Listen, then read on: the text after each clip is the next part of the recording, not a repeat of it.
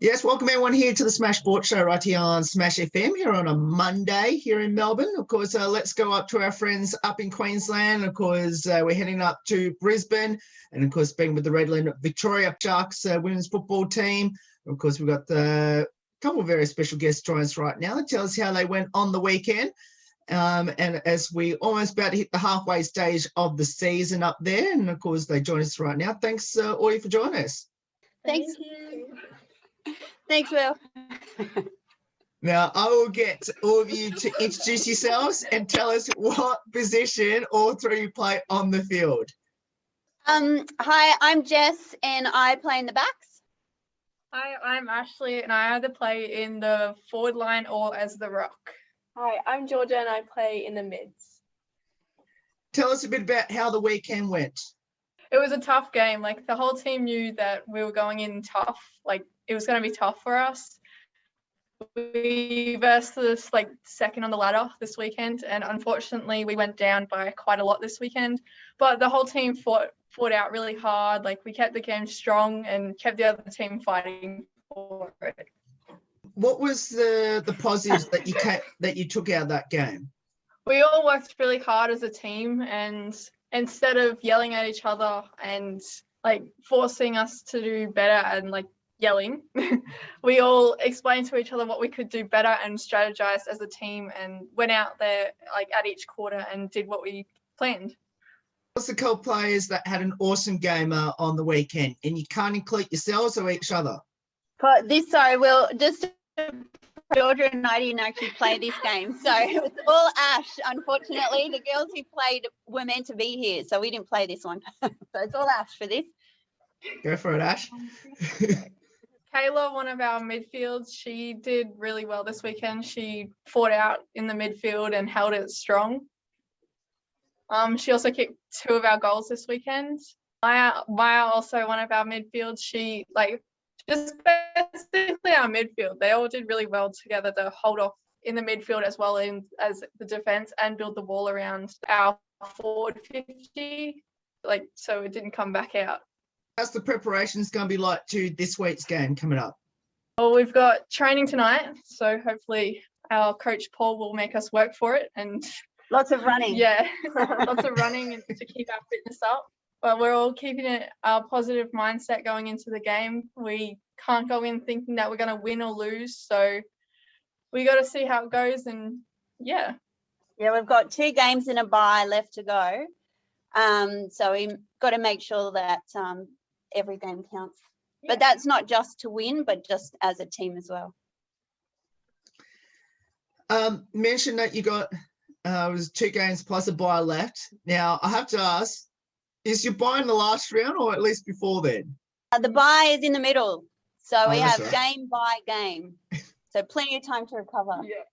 Yeah. How's it been like this year with with COVID and all that sort of thing? You had a little mini lockdown, and then obviously you got back on the field the last couple of weeks.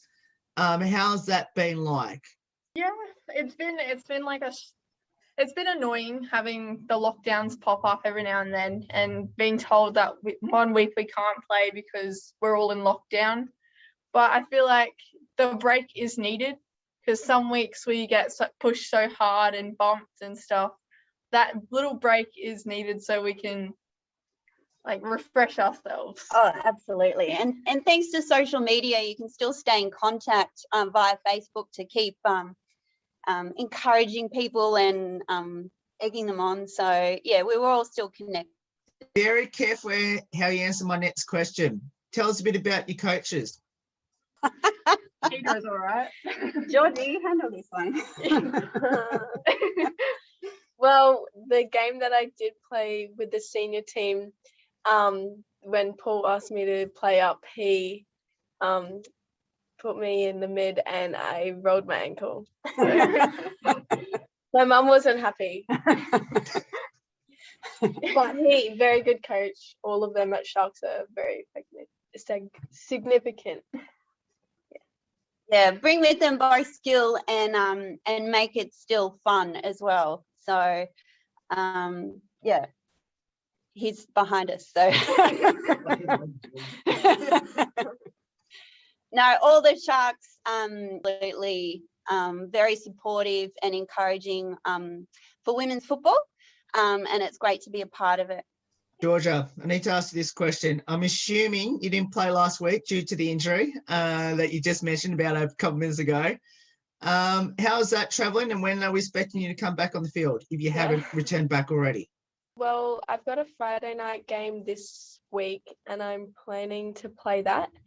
Only it's been a month now since I did my ankle, pretty heavy, and like go out and see how it goes. And if it starts to hurt, then I'll come off and everything. But I feel like it should be okay. Yeah, because I've given it a good like month to heal. To ask, how frustrating is it to not be on the field for that month since your injury? Oh, yeah. And what have you learned from being on the sidelines watching the team play? What have you learned from that?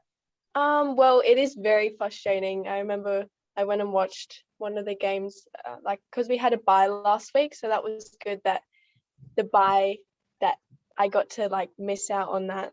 Well, like not miss out, but like I'm glad that we had the bye that weekend because I wouldn't be able to play anyway. But the game before I went and watched, and it was pretty difficult to just like not want to go out and like help my teammates, especially because we were getting flogged. And yeah, it sort of taught me a lot to like just like not take anything for granted, and that we're lucky that I've got like the chance to play football and everything. But yeah, it was very difficult to not just want to go out on the field and play. I have to ask, how did all three get involved in footy, and why did you choose it?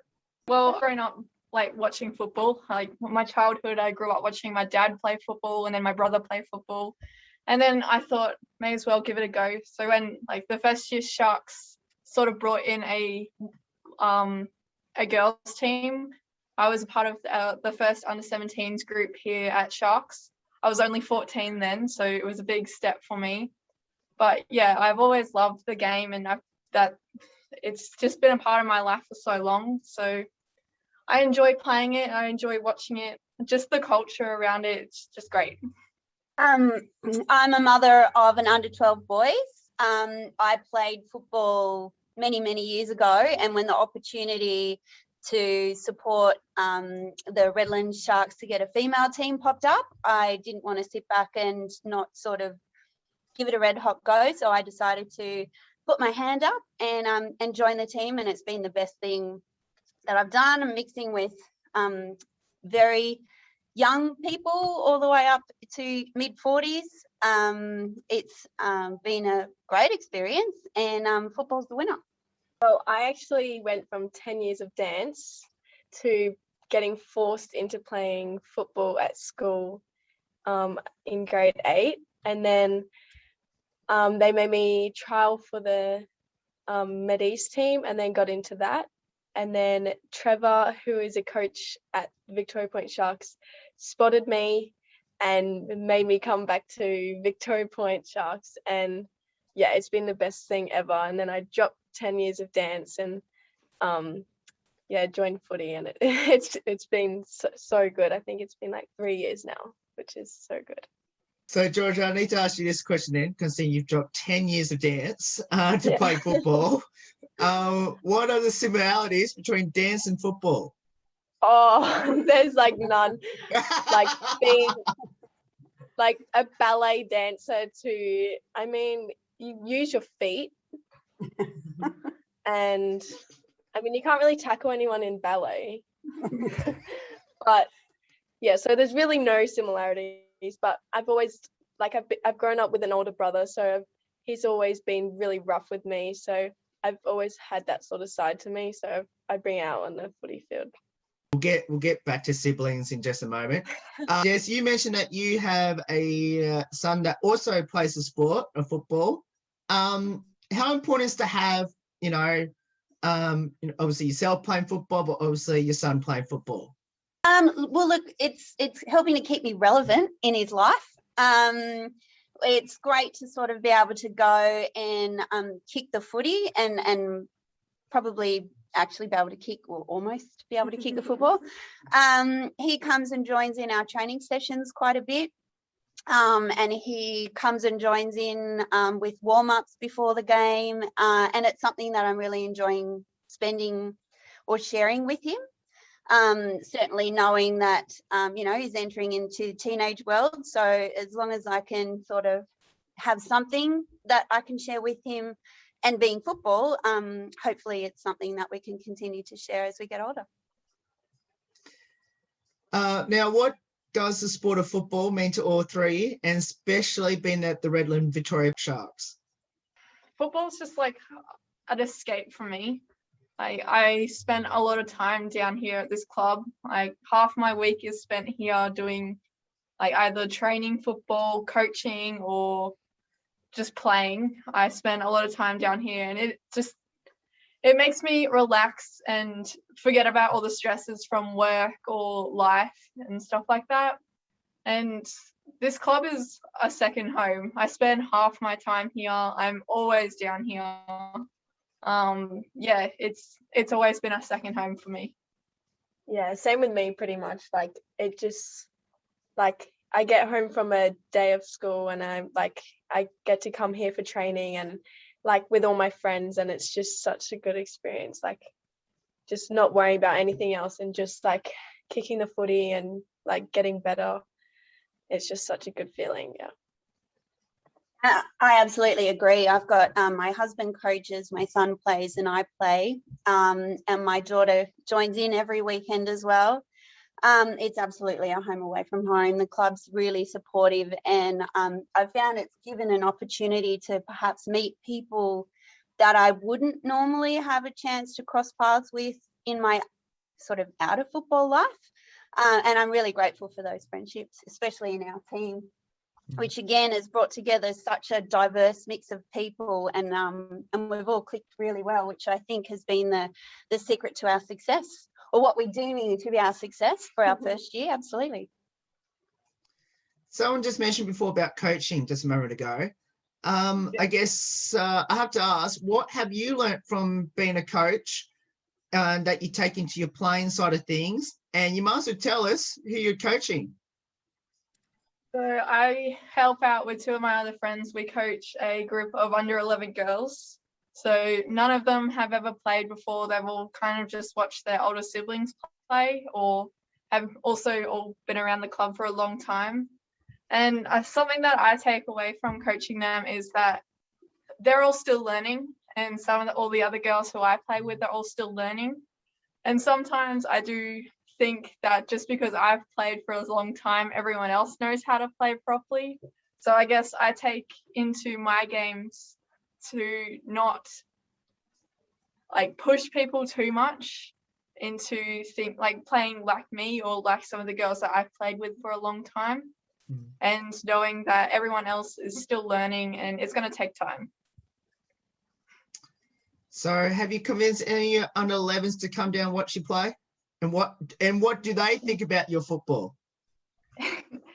Oh, some of them like to tell me that I can't kick straight and that I can't play like them. But like we had a Friday night game a couple of weeks ago where some of them stayed to watch after them playing. So it's good to have like those girls sitting on the sidelines and watching us play as well, to see what it's going to be like for them in the future, and they can see that we're people too when playing their game as well. My goodness, they're brutally done mental, aren't they? They are very, yeah, that age group. Now I have to ask, for anyone out there that should get involved in football, what will be your advice in get involved in football, especially down there at the Sharks? Oh, do it. Absolutely. It's an awesome club that really embraces their players. And also the committees that get involved. It's not just about football on the day. It's about making sure that you're okay off the field as well, and that it's social, and that it is another home away from home if needed. So yeah, it's just the place to be. Yeah, I agree. Yeah. And you might as well tell us, where's your home ground for anyone in Queensland who have no idea where it is? The Total Workwear Park. Yeah, At Victoria Point Sporting Club, which is Colburn.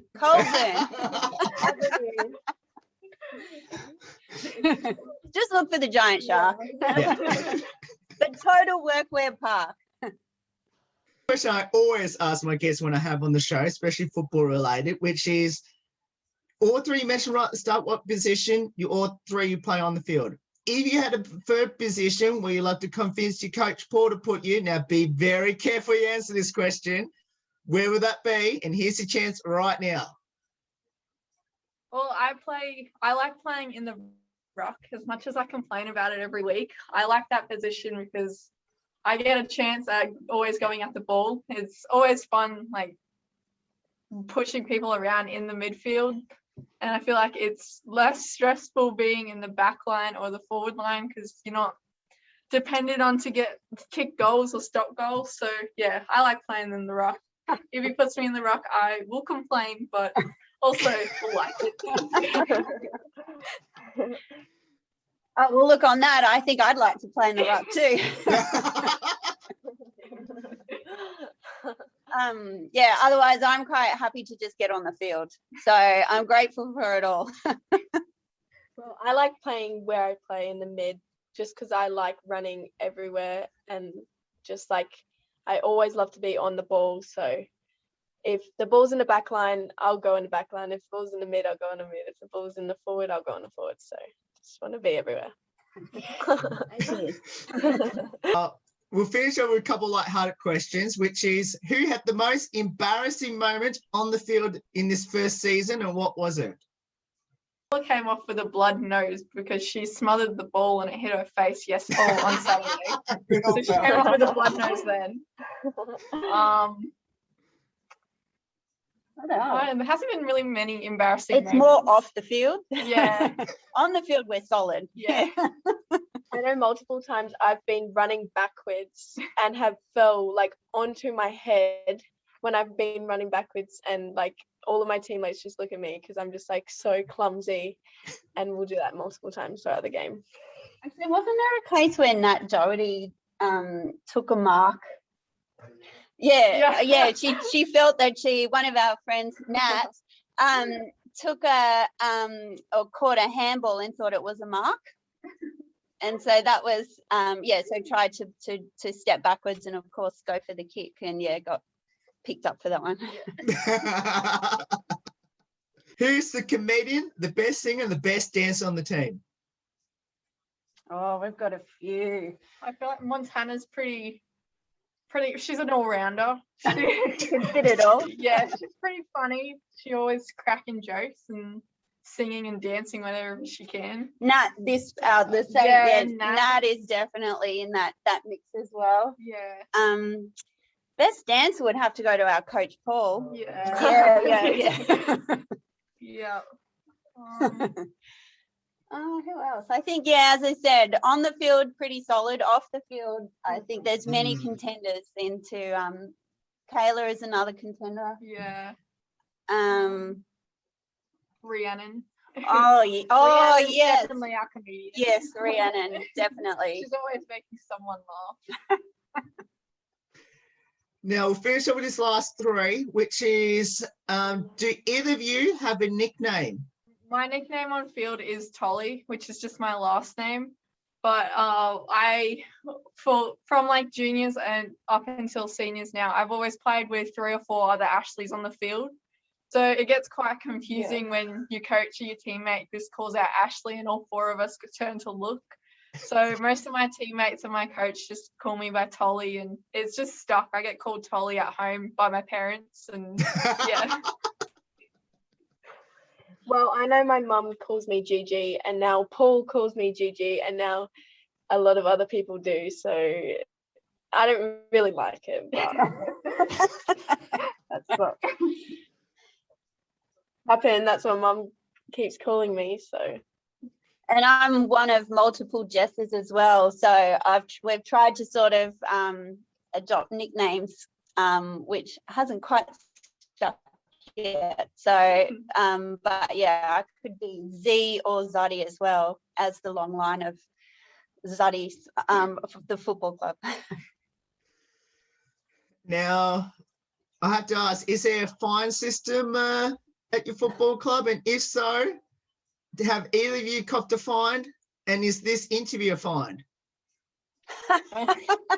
It probably would be. We've got an incredible list of fines, but what seems to happen is that at the end of each game, everybody was fined. So nobody ends up paying it. So I think the concept is kind of being drowned out, and the end of season is just going to, I think, just be a total admission that we are all guilty of just about everything, and we'll probably all just have to chip in $50. Yeah, I think definitely some of us have definitely gone higher up in the fines, but we just don't like to admit it. Yeah, it kind of, yeah. You almost have to be fined for not being fined. Yeah. And we'll finish up with this one last one, which is, do either of you have a pre-game superstition or ritual? Well, I know I just have to put like my left boot on before my right, but I think that's just like with everything. Like when I put my shoes on in the morning and everything, it's just, I just got to. If I start to put my like shoe on my right, I'm like, nah, that just does not feel right, and I have to redo it. No, I just get really nervous, so I actually have to write myself a list to make sure that I get really nervous before a game. I always have to have an orange juice before the game. Like, it's probably not the best for me, but sometime before in the morning, between the morning and my game, I always have to have an orange juice. It just gets me in the mood for football, and yeah. Well, all three, thank you so much for giving up your time prior to your training tonight. Best of luck for the next 3 weeks. Obviously, you got the bye in the middle as well. And let's hope you can finish the season really well. And if you still got that chance of making finals, hopefully you can get in the finals in about 4 weeks. Awesome. Thanks for that. Go Sharkies. No worries. And that's, of course, the Redland Victoria Bucks women's football team. Of course, we'll put all the details up on their games coming up in the next 3 weeks as their season, of course, their home and away season in that case is coming to a close in about 3 weeks' time. There's more on the Smash Sports Show right after this. Don't go away here on the 10th year celebration.